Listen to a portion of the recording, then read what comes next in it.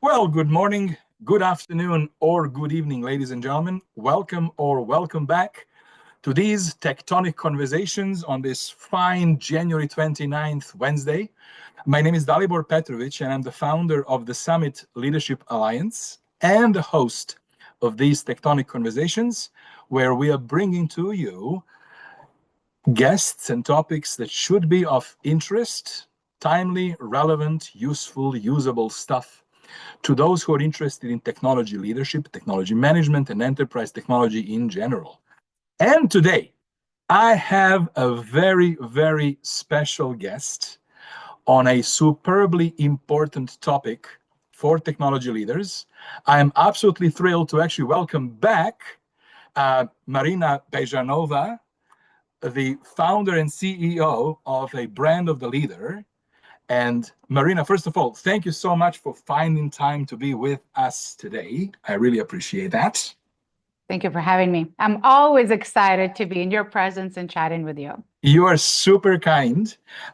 You're super kind. Thank you very much. So, Marina and I go way back. I had the pleasure of seeing her perspective on professional, personal, and leadership brand at the time when it is becoming so obvious that the expectation of a technology leader is to become a business leader peer at that executive table, and that part of that is being clear about who you are, what you stand for, how do you project your message, how do you show up. In other words, what is your brand?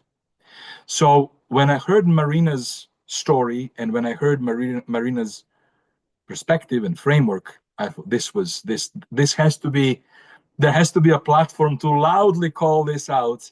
So for that, Marina, I really thank you for introducing me to this concept.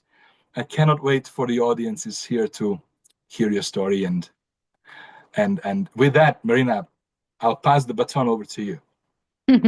Thank you, Dalibor. I'm taking the baton and Yes.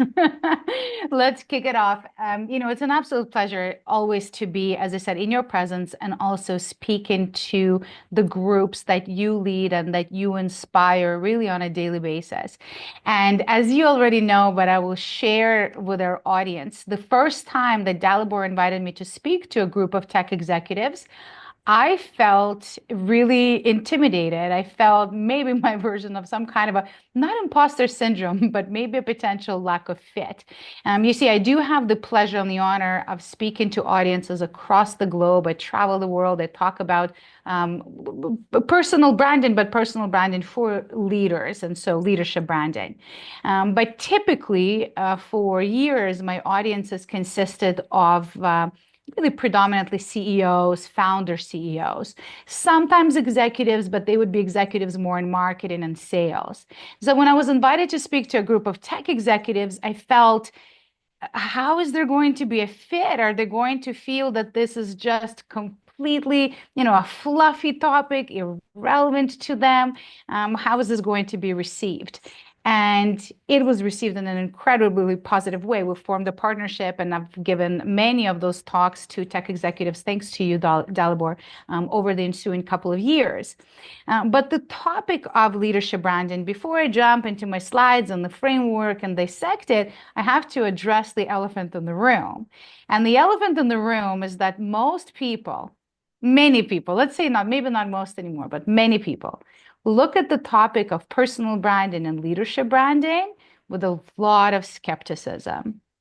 A lot of people look at it as an exercise in narcissism and self-vanity. Vanity, exactly. Me, look at me. I'm not that kind of a person. I don't want to be. So many people tell me, I just don't want to be that guy. Everybody knows the guy. And we don't want to be like the guy who just seems to constantly be self-touting and just patting him or herself, women too, right? I'm saying guy metaphorically, but men or women patting themselves on the shoulder, tooting their own horn, and people say, I don't want to be that. I can tell you that speaking again to audiences globally, I really now it's become a tradition. I've learned to expect it after every single presentation. I have at least one brave individual, sometimes it's more than one, come up and tell me how much they dreaded my session before it started. The first time I felt very uncomfortable. Now I've learned to expect it because what ensues is them telling me how I managed to shift their perspective. And to me, that is incredibly validating because I too, same as you, Dalibor, believe that building our brand has become just a necessity of any modern leader, whether we like it or not. And when we rid ourselves of the association with narcissism, with the whole idea of monetizing your name, with the whole idea of being overly self-promotional or spotlight seeker, then we're able to open ourselves up to a conversation and see how it might be relevant to us. And so any of you watching now or watching the recording, you're already here. So I'll ask you to suspend your internal judgment for a moment and give this conversation a shot. Because definitely, again, this is the necessity and the reality of the modern leader. And so I'll begin to share my slides. And if at any point you want to jump in, Dalibor, or ask a question, please. But we can also discuss later on as well.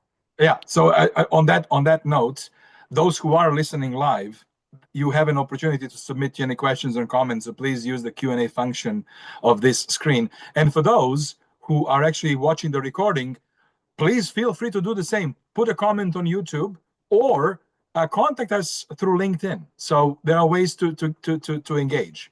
Back to you. Back to the regular programming. Yes.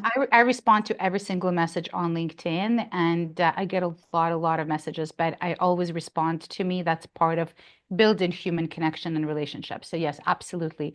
If you comment here on YouTube or you comment or reach out on LinkedIn, it will be a pleasure to connect. And so personal branding, I mean, this is the topic that I speak about, and I own a personal branding agency, again, for leaders. I use personal branding and leadership branding interchangeably because we're talking about personal branding, but not for Instagram influencers, looking to promote a lifestyle, but for leaders. All of our clients at Brandable Leader are Gen X leaders. So naturally, people who did not grow up with social media in their hands, constantly scrolling and sharing every single detail of our lives. So again, this is why the whole idea might feel uncomfortable, but I'm here to debunk some of the myths, including the necessity of being on Instagram. So usually there's relief that comes with a lot of the things that I'm talking about. But the idea of us being out there, I mean, it's not new, but it's become really prevalent. We're seeing that this is an expectation that people have of organizations that we serve and lead. And so as we're thinking of the organizations that we're leading and we're thinking of the impact that we're making within those organizations, the impact extends beyond the immediate work that we're doing within the company, which certainly if you're in a leadership role, executive leadership, you've done a great job, but the expectation is now the external, people looking at the organization and evaluating how trustworthy it is. Is it an organization they should be joining as an employee? Good thing to consider during the hiring has become very difficult across the board in tech in particular. So people externally are looking, and when we are out there, it helps people trust the organization. They're more likely to purchase either products or services of the organization as well. And it's interesting, I'm sometimes challenged here. And there are a lot of people who are not a CEO of an organization, not in a sales or marketing function. They say, but what's the link between me? Let's say I am a tech leader, I'm CTO, I'm CIO.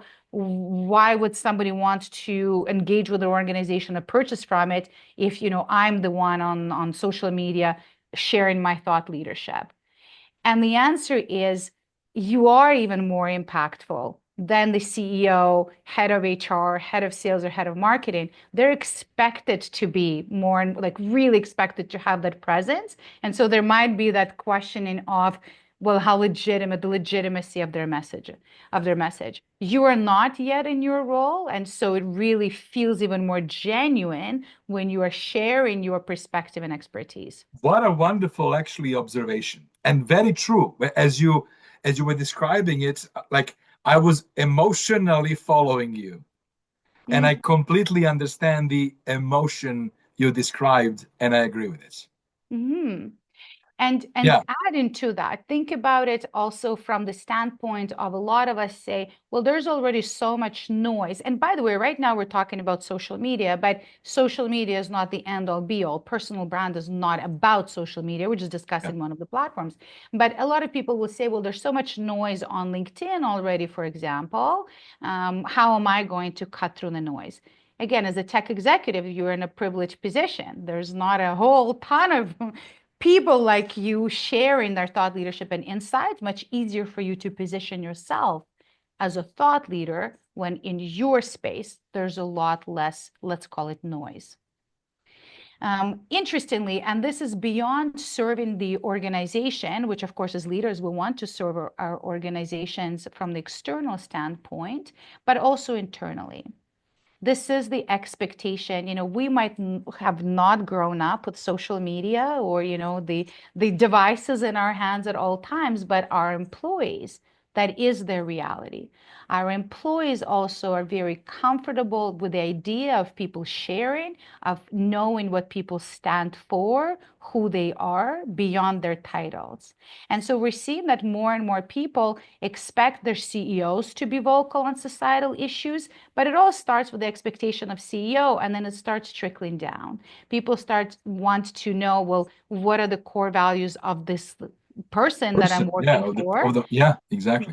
That this individual. And another interesting thing, this is 50%, this statistic only captured responses of millennials. If millennials, who also most millennials did not grow up with social media, Yeah. if millennials expect this and advocacy and opinions, imagine trickling it down. And now, of course, we have the Gen Z joining. Who knows what Generation Alpha has in store, but that expectation will only grow. Yeah. We also, to add to this, I mean, we know that 80% of people don't quit the company, they quit their boss. And so the more people feel that emotional tie and connection to us as their leaders, when there's more alignment, well, then of course it helps retention as well. And we all want retention. Of the right As people. Yes. Ooh, fantastic point. I'm so happy that you just said the right people because this often comes up where people say, well, what if I share something and people reading it disagree and then they don't want to join the organization or they want to quit the organization or Uh-huh. what have you? And I always say, well, great. Wouldn't you want to find out as soon as you can that they're not the right fit? Oh, In good. fact, Yeah, or more often than yeah. not, if we attract the right people, that's the beauty of it. But if we repel some people, well, that's good too. Again, we find out now before it becomes a headache. We had a situation at Brand of a Leader where a client said that she received a message from someone saying, I've been reading your content online, and I decided because of it that I'm not going to apply to work within your organization. And my client was elated. She responded to her and she said, well, isn't it wonderful that we were able to, very Yeah. positive message by saying we evaluated lack of mutual fit early on than Yeah. finding out later on. So And that's, how powerful that is actually. And that is very new. That is very new. This was not possible before social media allowed that direct communication channel from the source to the audience in first voice before somebody chooses to join. Like this is actually very, very important, and I think net new development that we should, as you just did, call out. Awesome, awesome. and what's interesting is that it's more often than not, it will attract people. But let's say we can take you as an example, right? So you have the brand of optimist and you share positive messages and uplifting messages and motivating messages. Well, this will rally so many people around you, right? And will attract people. But I'm sure it detracts people too. Yeah. I'm sure there are also people who are like, oh, I don't know, toxic There he positivity. goes again. Eh? Yeah, this guy's going to be motivating me, like focus on the tech or right. So you will have those people too, but then good, you're not the fit. You identified it early on and go on your merry ways. And so that brings us to actually great segue into the question of, well, what is a leadership brand? And this is a really, really important one. And this is the one that I can tell you most people struggle with. Because most people look at their leadership brand, because again, we're looking at it at us branding ourselves. Again, if the term feels uncomfortable or icky, you're like branding myself, that feels narcissistic, call it something else.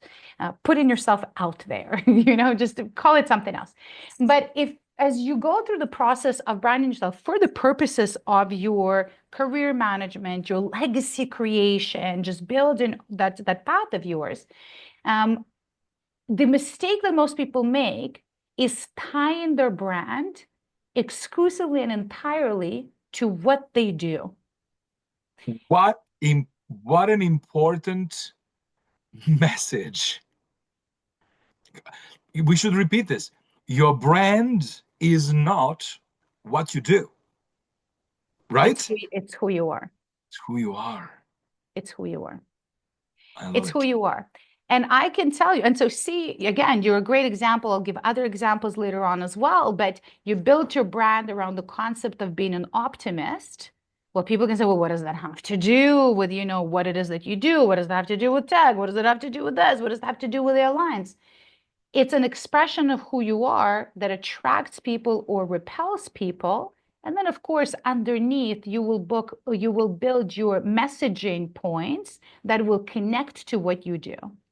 But why it is exceptionally important to build that brand angle and brand positioning around who we are and not what we do is there's a couple of reasons. One, it gives it portability because what you do today is not necessarily what you're going to do 5 years from now. Who you are today, if you've really done the work of figuring it out, I'll share some exercises. This will be very practical and tangible. If you did it right, then that is portable. That stays with you, right? So when you pivot, Dalibor, you just pivoted. It doesn't huge pivot. It doesn't shock people because your identity was, partner at the firm. That was the identity. No, the identity was you, your identity, and you as an optimist who was a partner in a firm, but now still you, still same guy, still same everything, same messages, similar LinkedIn content, but now you're doing something else, and that transition is natural. When we don't have that overarching connector, when we pivot, we either lose or severely confuse our network. Yeah. And I actually was a benefactor of hearing your presentation and your framework, as you mentioned, a number of years ago now. And I've been thinking about this throughout and actively leveraging what I learned from you in fine-tuning my brand to actually be authentic and to represent who I am. And I'll tell you something that I just actually realized last week. Yes, I made a major professional career change, but I actually did not need to update any word on my LinkedIn profile about who I am and the About Me section. It stayed exactly the same word for word. And yet I could not be in a more distant, opposite employment setup, right? And to me, that was, for example, my self-validation that I've actually identified the brand that at the moment is truly who I am and authentically represents what I stand for, kind of. So changing of jobs, Brilliant. not a word of change in my about section, right? That just gave me goosebumps because that's brilliant. That's how it's supposed to be. That means you figured it out and you nailed it. It also means you have the courage to own it. Because let's face it, when we are overachievers, and I have a feeling people who watch People who your listen to this webcast, are all going to be overachievers by definition, right? Because all overachievers. That's why they're where they are. It's easier to hide behind our titles and behind what we do and the accolades, because it's automatic, let's say, quote unquote, level of prestige. Yeah. However, what we can't do with our title, with our titles, we can definitely assert our credibility. And credibility is important because we're talking about building our brand and thought leadership. Credibility is important. We're able to, confirm our credibility, but do we inspire? When we're able to show who we are, zoom out of just what we do. We're not losing what we do, we're keeping it, but we zoom out. We're able to inspire people, move people, impact people. And isn't that what we should be doing as leaders? So your personal brand is an expression of who you are, not what you do. And it's also the associations people have with your name. Really, that's any brand, right? You think of a car you drive, you think of any brand of anything you like. I don't know, maybe you're into watch or sunglasses. I don't know. But that brand, it carries associations for you, feelings and meaning. And it's the same with the leadership brand. It's just the name of the brand is not, I don't know, Volvo, Gucci, Jeep I drive. It's not the name of the brand, your name. So what associations does it evoke in people's minds consistently? That is the brand. So Now, if I may, this is an interesting, I want to just jump in because I heard when you just described what it is, right? What it is, very eloquently and accurately. What I heard some people, or what I heard somebody say is that, I don't remember who it was, it says, your brand is what others talk about you when you leave the room. Mm-hmm. Which is kind of the version of that, like, this is what we actually think about this person. Mm-hmm. So every one of us already has a brand, in other words, right? It's just most people haven't thought through and properly are navigating it, which is the missing part, and they're letting others describe and define their brand for them, which I think is the wrong thing to do, right? I absolutely agree with that. And I would say that a brand adds a layer to that. So there is what people say about us when we're not in the room. And it will be closely tied to our reputation. And of course, you have this foundation of reputation. But when you're also able to add to it the flair, because a brand also has that flair of associations, if you're able to add that, again, that component then will elevate it and inspire. And that's always the exercise that I invite people to go through, because often when people say, well, my brand is that, I don't know, I am reliable and I'm an overachiever and I'm da, da, da, da. Well, you and every other successful person. But what's there about your brand that's interesting, that's maybe unusual? Sometimes it's wordsmithing things. We'll go through all of that again. I have a methodology and a process that I'll be sharing. But what is there that can help differentiate you from others? It's unexpected, right? In your capacity, your role, everything that you do. Optimist, that's an unexpected focus of a brand. For me, the focus of my brand is radically authentic. And that just follows me everywhere now. And people like the wording. And essentially, it's another way of saying, straight shooter. I will, shoot for better or for worse. But it just gives it a different flair. So brand has that flair, that je ne sais quoi, that perhaps inspires, but elicits an emotion in people. So brand needs to elicit an emotion. Very quick detour into the history of the term of the actual term of personal brand. I like sharing this because, again, as I said, elephant in the room, we think personal brand, leadership brand, especially personal brand, we think, Kim Kardashians of the world. We say that's not me, and, no disrespect, but that's not me. So that's not the direction I want to go to. But actually, the term personal branding originated with Dr. Tom Peters. I like making the academic reference to legitimize the term and, again, make the elephant in the room smaller and smaller.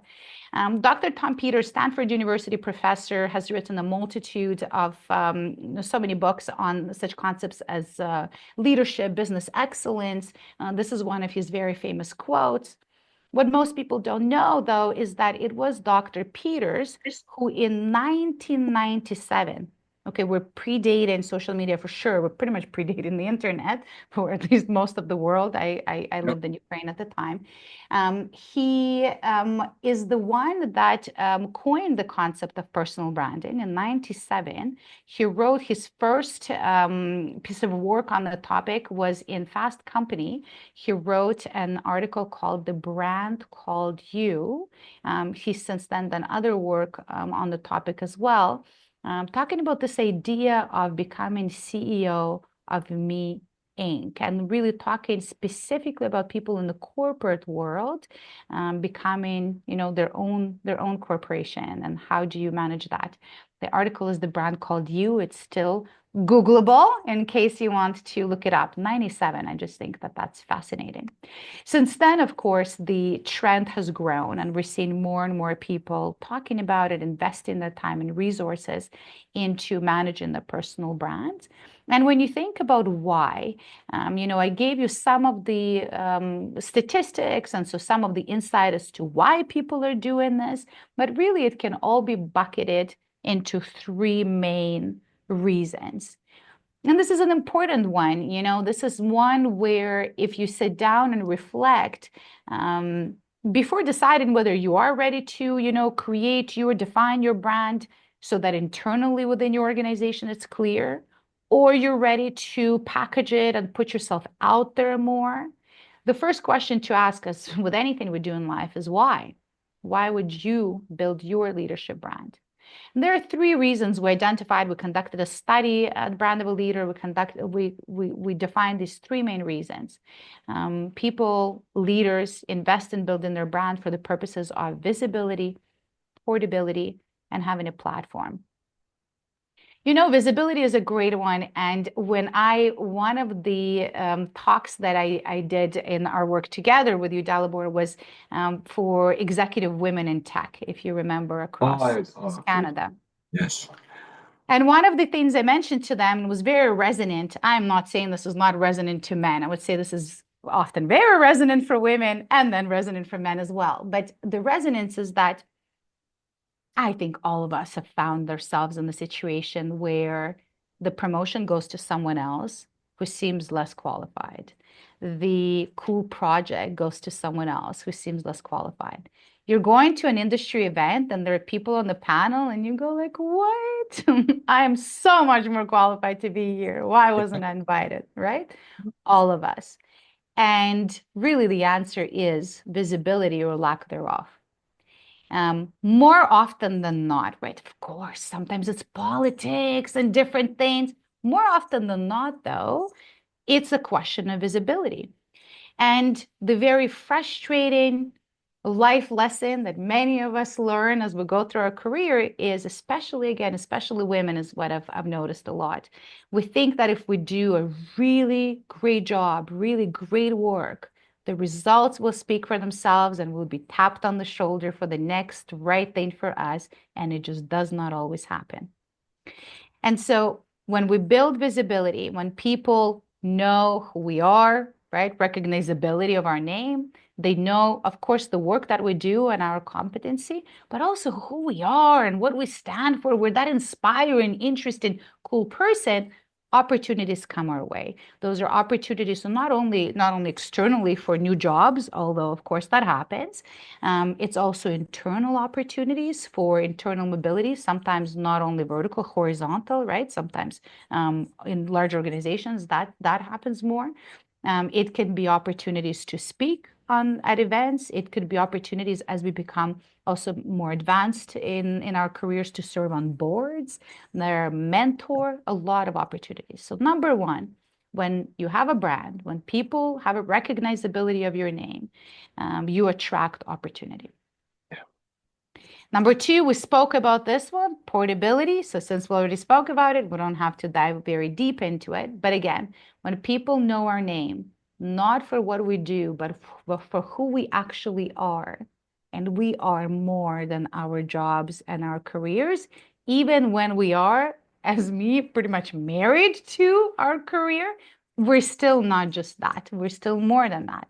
So when people know that, when they connect to us and with us on the basis of that, we have portability when we pivot.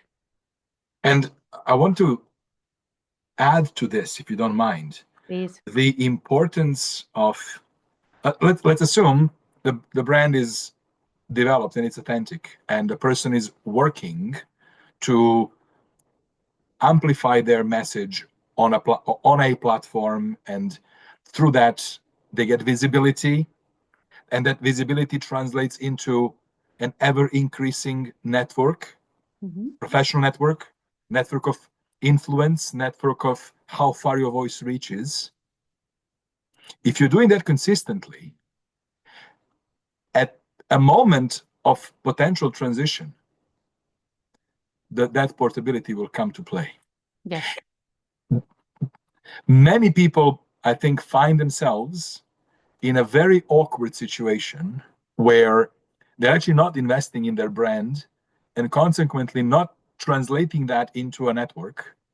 They find themselves at career junctions realizing, oh my God, nobody knows me. Nobody knows me outside of my company. Mhm. I don't have a voice. I don't have a network. What do I do? Where do I go? I now quickly have to jump on this and catch up. That's a sadly wrong time to be starting this, Yes. right? And this can be actually significantly life and career changing moments that might come expectedly for you, but also could come unexpectedly. So to me, building a brand that's authentic and projecting it there is also your safety valve, I guess, so safety network play too, right? For that eventuality of a wanted or unwanted but present change and disruption. Huh? Very much so. You're making a great point. And another thing that I would add to this, again, going to this idea of you might have built a large network because of your credibility in the industry.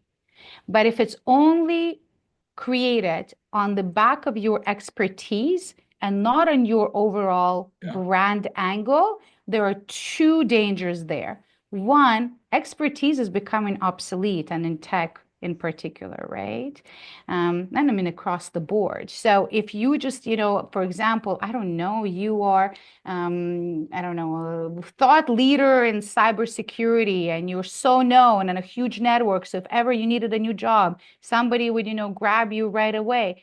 But that expertise, that doesn't give you portability. First of all, there's always an up and coming expert. Second, there are Yep. changes in industries, and that can, right, become less relevant. And also, this is important for people watching now or later, people who are nearing retirement, who so often will say verbatim, after I left, the organization, left the role that came with that network and visibility and implied speaking engagements, and et cetera, I now feel irrelevant. That sends shivers down my spine. I now feel irrelevant as a human Awful. being to hear Yeah. that. Awful. Yeah. So, Awful. but if we have built a network that's there for us, including what we have to say in our thought leadership, but expanded for us, that's where the portability comes from. Beautiful. And now finally, platform. This is my favorite one. This is the biggest reason why I co-founded Brand of a Leader, our agency, is to give people a platform. I think that it's great to have visibility, and then we have opportunities that come to us and we're protected and not completely lost in case there's a pivot, and there's portability. But the world is a more beautiful place when we have a megaphone and we're able to impact and inspire other people. I'm very active, for example, on LinkedIn, and I get a lot of messages from people, but it's the message where someone said, you shared something and it really inspired me, Marina. It made me feel that I too can. Yeah. And it made me feel that I, can also be myself and stand out, or an immigrant story. I think that's the depth and essence of life. And all of you have your circles of influence. You are influencing people. You are likely mentoring people. You're impacting people. But when you build a brand, you're able to do it at scale with people who you don't even know, but they're exposed to your messaging and it meant something to them. So visibility, portability, platform, a reflection would be what's most important to you. overachievers, probably all three, hopefully.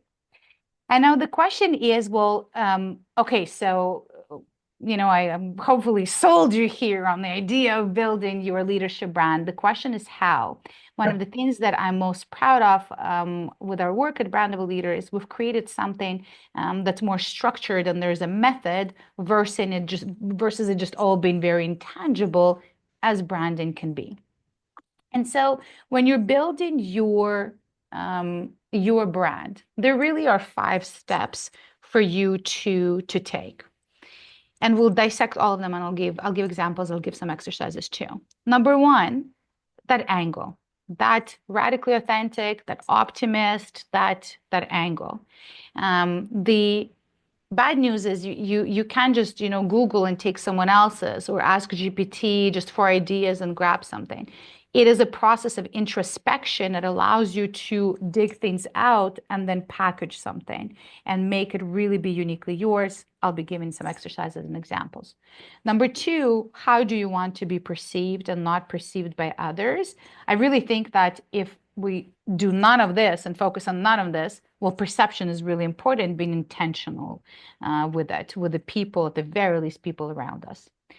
Number 3, who are these people? Who are those audiences? Those audience stakeholders, we can call them, whichever term resonates the most. What are the topics that you want to be associated with? That becomes very important as well. Again, we're building thought leadership. And then what are your platforms? Now, when I say platforms, I don't just mean social media platforms. So don't be concerned. TikTok is not making an appearance in this discussion. But it's a platform. It could, but it's a platform, right? Yeah. I'm not saying it shouldn't, but there are a lot of other platforms. Us holding our morning huddle is a platform, right? It's all platforms, and we'll chat about those as well. So number 1, angle. I love this one. That's what makes, again, a brand is when there's an angle. It's hard to own an angle because it's different. There's a point of view. There's a statement you're making, right? People can call you out on it. What does it have to do with anything? Why are you talking about optimism? You can get questioned. When you play it safe and your angle is that you're the leading expert in XYZ, that's not safe. And it feels like I can, stake a claim, but that's not really a brand because it doesn't create much of an emotion. So how do you figure out your angle? I'll give you 2 key exercises. There are a few, but these are 2 that we start with when we work with clients at Brand of a Leader. Number 1, it's called a lifeline. You map out all of the most significant moments of your life. Again, you remove your overachiever hat for a moment, and you're thinking of significant to you, the human being, which of course includes professional successes too. But you think of all kinds of significant moments to you, not only to an external evaluator on what significance really means. It could be in grade 3, you moved schools and it really affected you. It could be somebody said something to you in grade 7 that really affected you too. You want to map out all those most significant moments of your life and always be asking yourself, why was this significant? Why was this significant?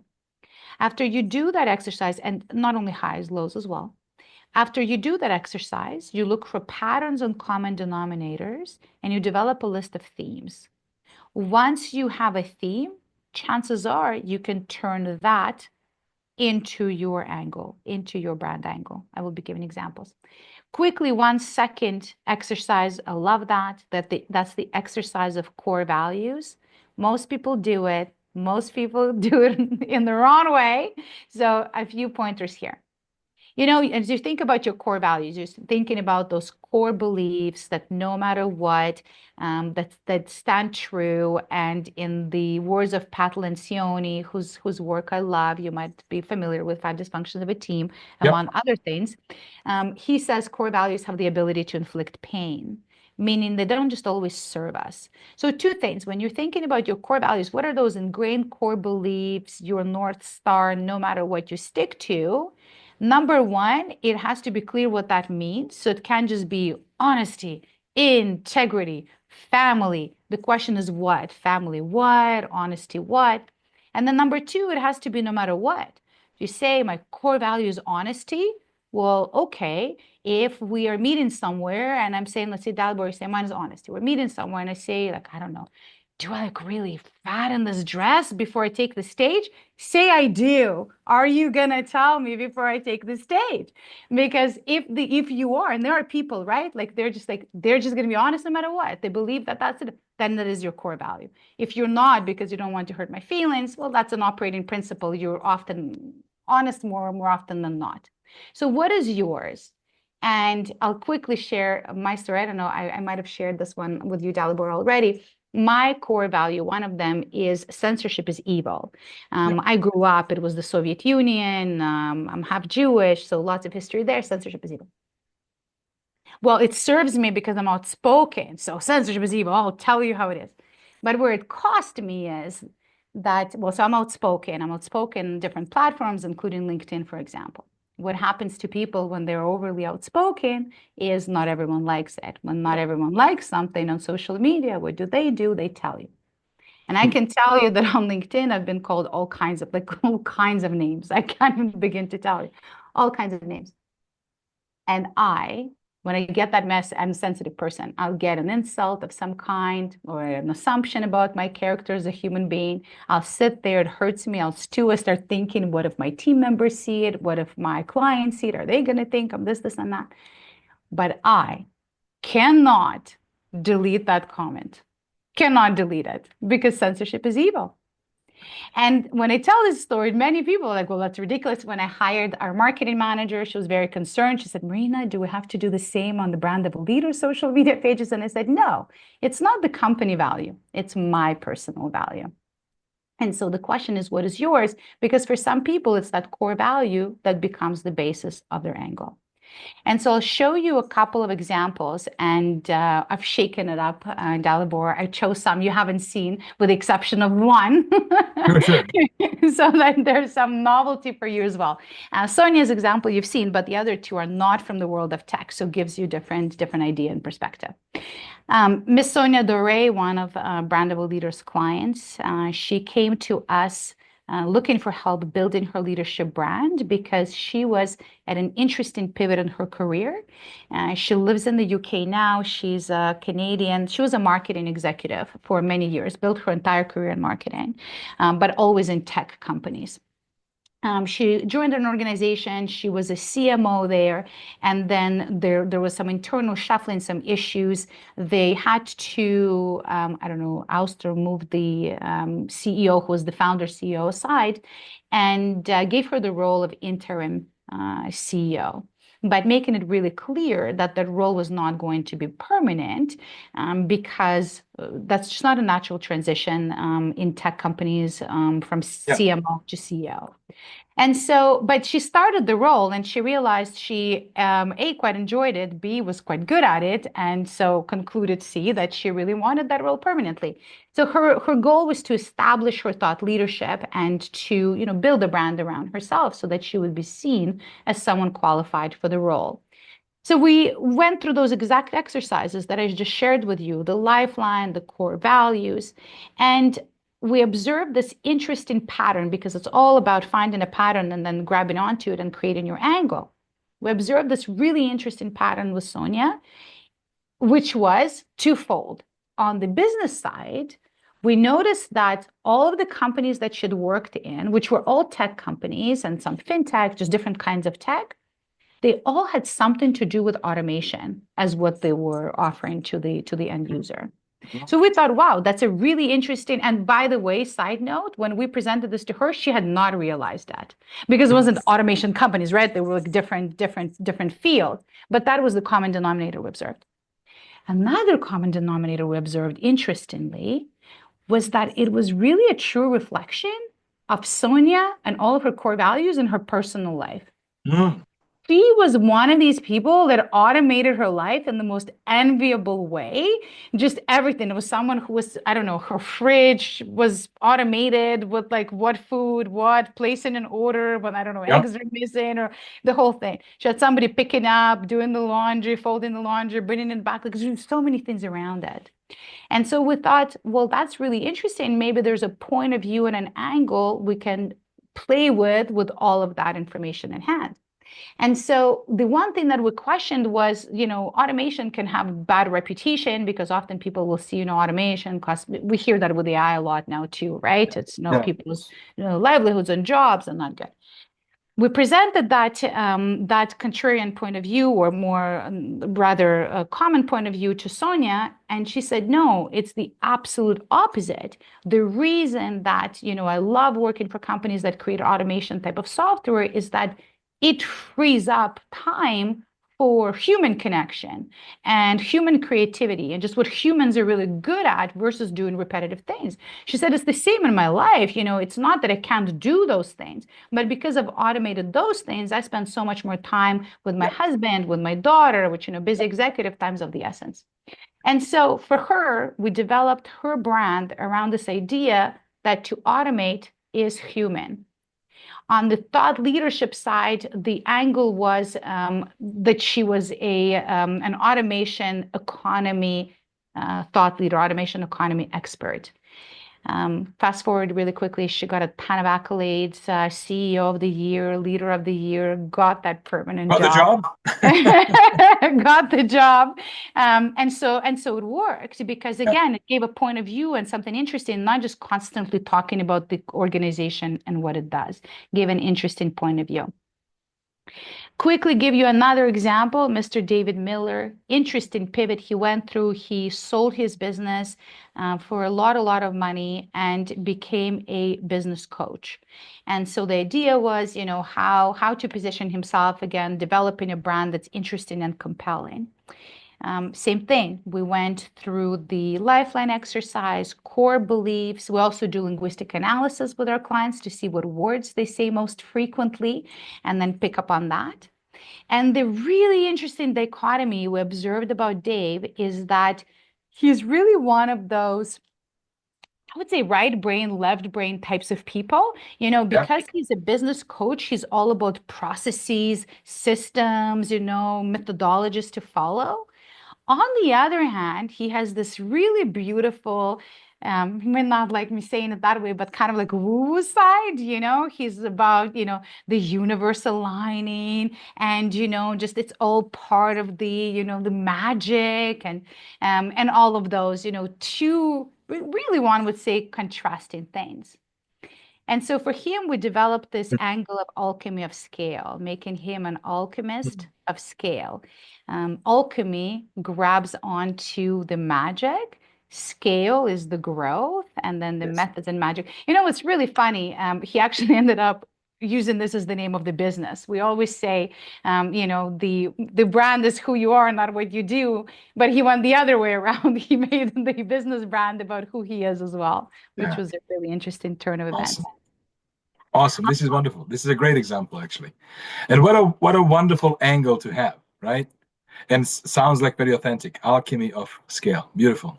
It's just authentic to him. And then he can bridge those two sides rather than trying to hide them. Very often, we have our professional side, the methods and the scale side. We hide the alchemy side of ourselves, whatever it is. So when we're able to bridge it together, it's beautiful. I'll give you another example. It aligns with that. And also a little bit more. It's not a tech example. It's, a curveball example, but it's an important one. Very often, we end up building the brand angle for people around the things that they get most criticized for. The thing they get most criticized for, the thing that they're constantly hearing people calling them out on, and then they say, okay, well, how do I reframe it or bury it? And we say, no, you take it and you go all in on it. And that can be pretty magical. Here's an example. Okay. Kate Holden is an entrepreneur in Winnipeg, and when she came to us, she owned two businesses, one in fashion space, one is she owns a wine boutique. That's why she's holding a bottle of wine. She came to us and she said, I'm constantly so one of the things we learned about her is we took her through the lifeline and the core beliefs and all of those things is that she is the most over-the-top person maybe most people had ever met, but on every level. So not only with, the fashion and everything, but we were in a workshop together at one point on AI, and the speaker mentioned maybe 6 or 7 books. She immediately bought all of them, read all of them, signed up for some courses, just like this over-the-top personality. And it's something that people would constantly criticize her for. And they would always say, Kate, when is enough enough? Are you ever happy? What are you chasing? All those things. And so we said, no, we're not going to create an anti-brand. We're going to go all in. And for her, we created the angle of one level extra. Oh, beautiful. Look at that. And the logo. And the logo, we created that too.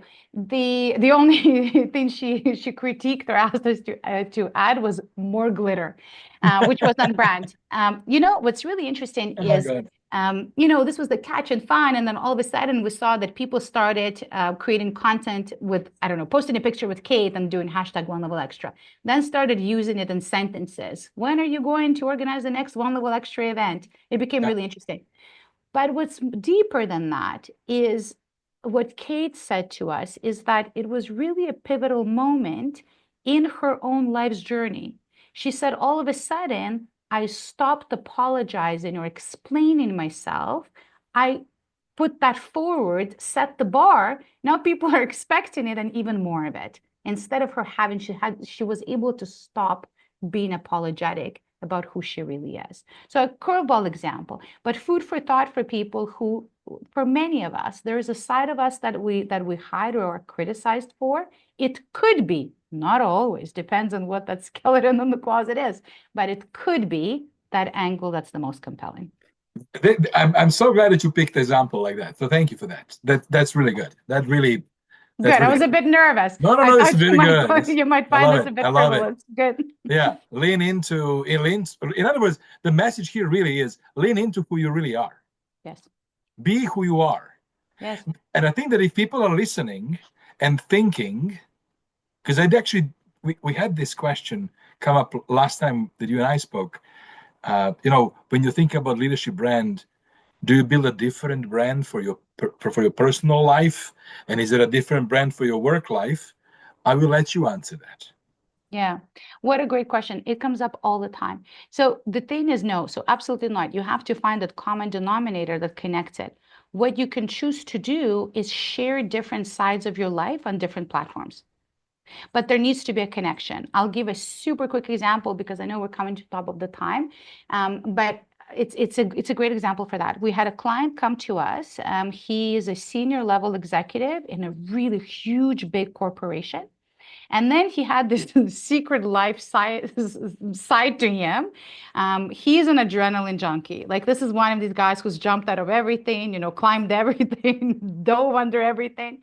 And so he said, well, I don't want to be showing that. I'm not going to be showing pictures of myself, jumping off a cliff on LinkedIn. But at the same time, I feel like I'm hiding that part of me. What do I do? We took him through all of the same exercises, and we developed for him the angle of maximalism. Maximalist life, maximalist leadership, maximalism. Boom, it tied everything together. So now on LinkedIn, he talks about maximalist leadership. On Instagram, it's all of his maximalist lifestyle stuff. The thing is, what happens now that there's a tying connector, it's not weird or strange to people that all of a sudden this guy who's always in a suit and, leading these intercontinental teams, all of a sudden what just happened? Maximalist. It makes sense. So platforms can be different for different sides of our lives. We also don't have to share all of ourselves or, bare our souls because we're putting ourselves out there. We can create the limits of privacy also that are important to us. For example, I share quite a bit, but I don't share photos of my kids' faces. Yeah.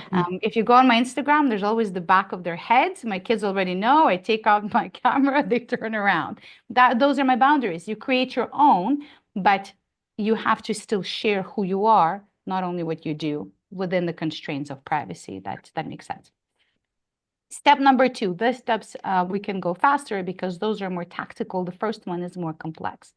Perception. How you want to be perceived and how you don't want to be perceived, but not an antonym. Very important. Here are the exercises. Write a list of how you want. You can start with your, team members, leaders within your organizations, leaders, above your title on the hierarchy. How do you want them to perceive you? Write all the words that come to mind. You can write 100. Then the very difficult part starts of cutting it down, and you want to cut it down to 3 to 5 maximum. Same as core values. If it's too many, it's diluted. And then there comes the second part of the exercise, which is the audit. 1, Google your name and see what comes up. So many people, you've seen this in my talks, Dalibor, so many people start smiling really happily when they say this. And I look at them and I say, I know why you're smiling, because you're thinking, or if you Google my name, nothing comes up. Like, that's a good thing. But then the question is, do you want to be perceived as invisible? Yeah. And then ask people. You can do it anonymously, send in an anonymous questionnaire internally. You can send it not anonymous, your choice. What are the 3 adjectives that come to mind that you associate with me? And then you compare. You compare and you finalize that list, and then you use that list for all of your communication, internal, external.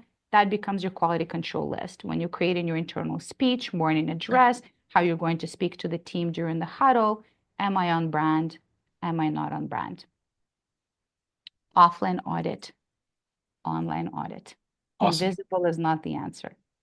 Number 3, perceived by whom? When you're thinking of your stakeholders, you want to think of 2 groups. This is the one, kind of paradigm shifter. Not one audience, which is the professional audience that serves your goals, but also an audience that serves no goals. But perhaps it's a group of people that you would inspire, a group of people you would impact, the younger version of you, the up-and-comers, maybe the cultural community. Because when you put yourself out there, and it's not only for the purpose of meeting your own tangible goals, the longevity of your desire to put yourself out there grows quite a bit. So who is your audience? Your transactional audience, we can say, and then also the more of a human audience. Step number 4, everyone's bottleneck. What do I talk about? Especially if you're thinking of, I'm going to go on LinkedIn or put myself out there. What do I write about? 2 topics. 1, thought leadership. And by the way, thought leadership does not mean, specific technical expertise, for example, right? Because at certain levels of our career progression, we're no longer the thought leader of that particular area that we oversee. So your thought leadership might not be that. You don't want to start, kind of making up information that's not yours. Your thought leadership could be building high-performing tech teams. That could be your thought leadership. So you define what your thought leadership is. That's bucket number 1. But then bucket number 2, what can you talk about? That's human. That's not just you being a corporate robot and just talking about, all the smart things you've got to say, which are still important. You don't want to be fluffy. But what is that humanizing element? What can you add that will create the emotional connection between you and those audiences that we discussed? What topics would you want your brand Beautiful. to be associated with? And then finally, platforms. Look, there are lots of platforms that you can be on, right? And even under, social media, there are lots of social media platforms, publications. There's so many different options there. The idea is to choose just a couple and really focus and go all in on those. Listen, our offline networks, they exist already. As Dalibor said, they're already making up their mind about who you are and how you are. So how do you want to show up to them and manage that perception in their eyes? And then listen, I promised I wasn't going to make this about social media. I'm sticking to my promise. But as leaders, if we're not on LinkedIn, we're missing out, because we're all looking each other up, right? We're all Googling each other. We're all looking each other up. We're looking each other up on LinkedIn. So you definitely want to be there. And to quickly sum it up, angle, perception, audience, topics, platforms.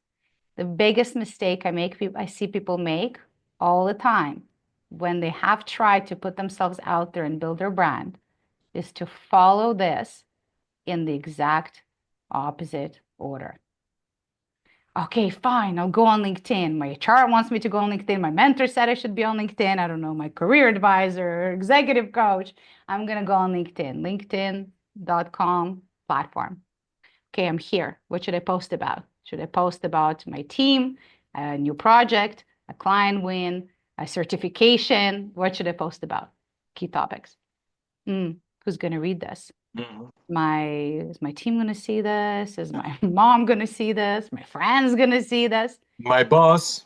My boss, what are they going to think about me? Is my boss going to think I'm looking for a job now I posted something? Is my team going to think I don't know. What are people going to think about? And we usually don't get to the angle because either we get lost in the process or we say this doesn't work. We try it. It feels messy. So the goal is to figure out all those steps, strategy first, then execution, and then your brand is going to stand out. Marina, this was absolutely phenomenal. World class, as I knew you would present it that way. So thank you so much. For the audience members, thank you for your attention. This has been recorded, and later on today, I will be posting it on YouTube and announce it on LinkedIn. Please feel free to view it again, and please share it. Like, subscribe, share it. Let's amplify the message. With that, I would like to wish you all a very happy Wednesday afternoon. And Marina, thank you very much again. I look forward to our friendship and collaboration in the future too. And the feeling is very mutual. Thank you. Thank you for having me, and thank you everyone for watching. Bye-bye.